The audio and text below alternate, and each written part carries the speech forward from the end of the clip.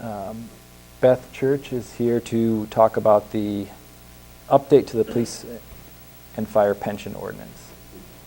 Are there any questions for the city manager? His last remarks at all? No? Okay. Good evening. It's been a while since we've brought you anything pertaining to the police and fire pension system and its ordinances, so before I give you a little explanation as to what they're asking for this evening, I wanted to just give you a little bit of the background on the police and fire pension system, and also for the benefit of our new members. The city administers in-house the pension program for the defined benefit members of our police and fire departments, and these are the sworn police officers and firefighters. These are police officers that were hired before January 1st of 2002 and fire members hired before July 1st of 2001. All of those that were hired afterwards have a defined contribution pension program and are not members of this pension board. So we have about 70 active police and fire employees that are part of this pension administration, and we have about 390 retirees. The pension board meets monthly. The voting members are comprised of a representative from the police department, a fire representative, a citizen representative, the mayor, and our city manager. Those are the 5 voting members on the police and fire pension board. And the board also has legal counsel that attends each meeting and guides it through its process. And I serve as secretary to the board. From time to time, the board identifies changes that it needs to make to its ordinances, and we work with legal counsel on those changes and then take those proposals to you, the city council, for your approval. We haven't brought anything to you since 2006, and tonight we're just bringing a very small piece of housekeeping. There really is no cost impact or no ramifications of any kind to this ordinance change.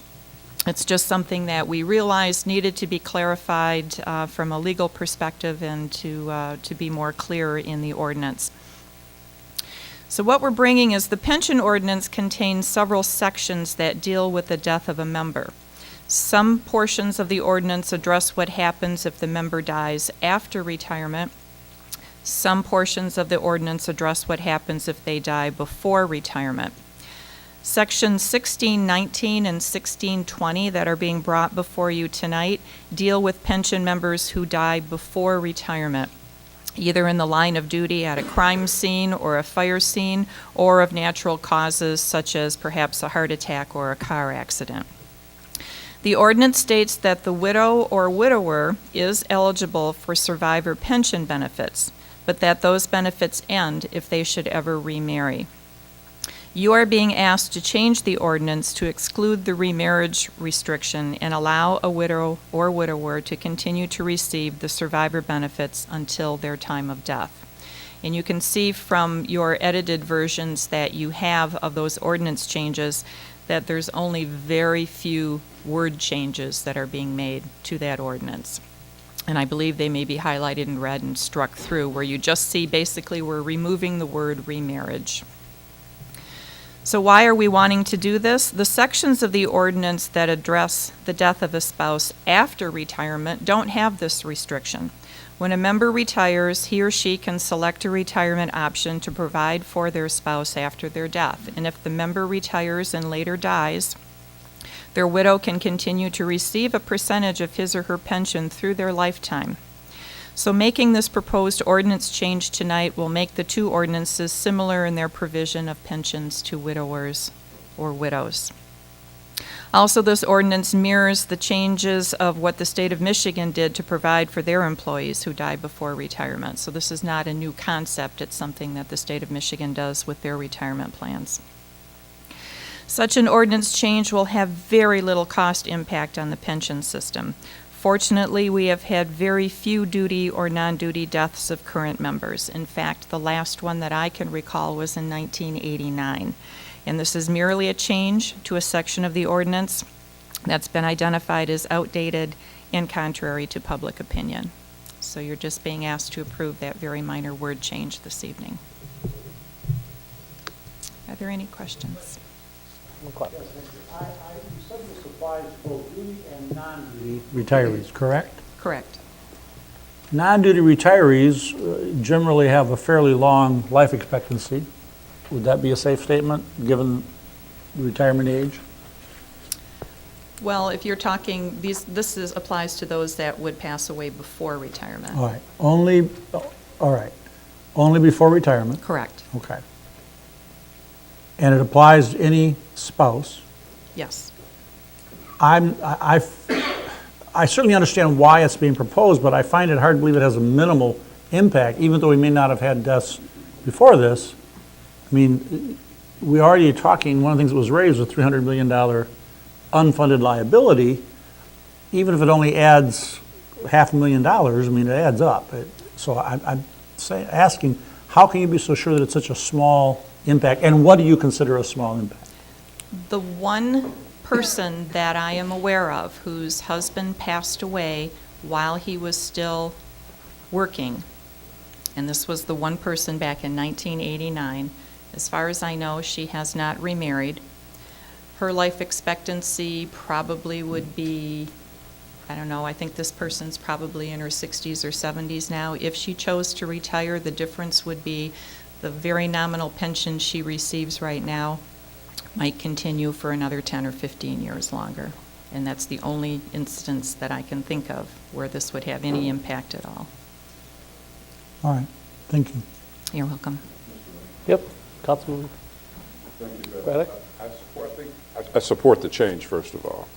But just so I'm clear in my understanding, that what you're asking us to do is to do the same for active duty officers and their spouses that we do for retired officers and their spouses. Correct. Okay. All right. I'm clear. Any other questions? Councilman Bowles. Said it's a small percentage of the amount of money that we would have to pay if they pass away. What is that percentage of the amount of money? It's so nominal, I haven't even done that. I mean, it's just, as far as I know, we're talking one person, and it's hypothetical. If she never remarries, there's nothing. No, I mean, do they get the full pension of the person that retired? No, No. What is the percentage of them? It's quite complicated, and I believe it's outlined in the pension ordinance. It's, I believe, depending on the circumstances, 25 or 50% of the member's pension.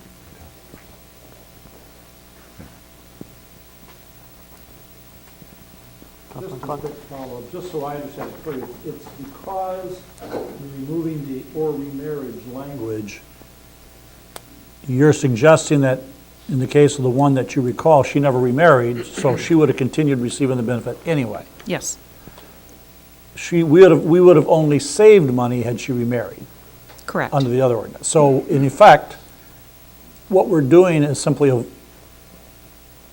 changing it in a way that we won't save money, we'll simply pay what we were paying anyway. Correct. Okay, thank you. Any other questions? Yeah, but if she got married, we would save some money. Right or wrong? If, He got it. Okay, Councilman Braddock. Yeah, I just want to respond to Councilman Bowles. The little bit of money we save would be insignificant compared to the goodwill we lose with our public safety people, because actually it makes sense for a widow to continue getting a portion of his pension if he passes, and whether she remarries or not is none of our business.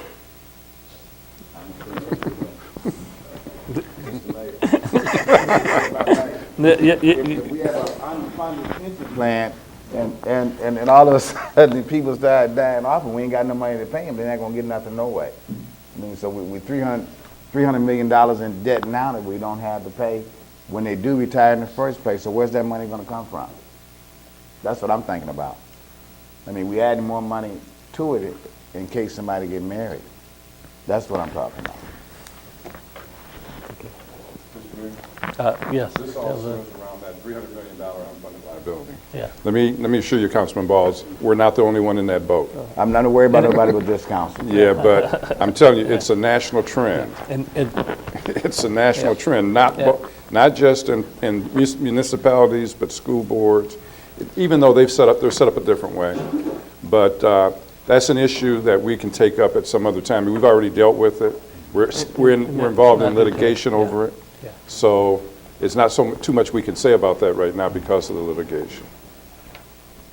And Beth, this equalizes, because if they do retire, that benefit is coming to them whether they, and we're just treating them both equal, that's all we're doing. Correct. We're not singling out one, they're both are going to be treated equal. No, the language as to how they're dealt with will be exactly the same now. Any other questions for Beth? Thank you very much. Thank you.